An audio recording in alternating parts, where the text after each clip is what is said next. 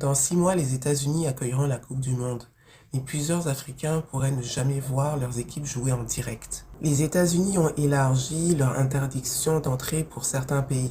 Plus d'une dizaine de pays sont concernés et plusieurs sont africains. Trump has expanded the ban to include more African countries. Here's what it actually means and who it affects. This proclamation, issued by the President of the United States in Section 5, introduced a partial suspension of entry affecting 16 new countries, 12 of them being African countries. In this suspension of entry, immigrants' visas are blocked, while non-immigrants' visas such as the B1 and B2 for tourism and business, and FM and J for students and exchange visitors are also suspended. Other visas may still be issued, but with shorter validity. This means people from those countries cannot enter the US on new immigrant or non-immigrant visas, while those who already hold valid residency or approved status are exempt. Cette mesure est liée à leur politique migratoire et sécuritaire. Cependant, Donald Trump a annoncé la mise en place d'un pass FIFA, un système pour accélérer les rendez-vous de visa américains pour les détenteurs de billets officiels de la Coupe du Monde.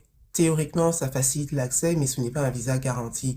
Il faut toujours passer l'entretien et les contrôles de sécurité. La Coupe du Monde, c'est censé être un moment de rassemblement, un événement où les cultures, les peuples et les supporters se rencontrent. Mais pour les supporters de certains pays, obtenir un visa pourrait être très compliqué. Section 6 states that any athlete, coach, or member traveling for the World Cup, Olympics, or other sporting event is automatically an exception. As much as the restrictions don't affect the teams themselves, how about the fans and supporters who will need to enter the US on tourist visas? Are we saying that there won't be people from these countries to cheer on and support? Ce n'est pas juste un problème de visa, mais c'est un problème de justice et d'équité. Selon toi, une Coupe du Monde sans supporters africains, est-ce vraiment une Coupe du Monde mondiale? Dis-le moi dans les commentaires.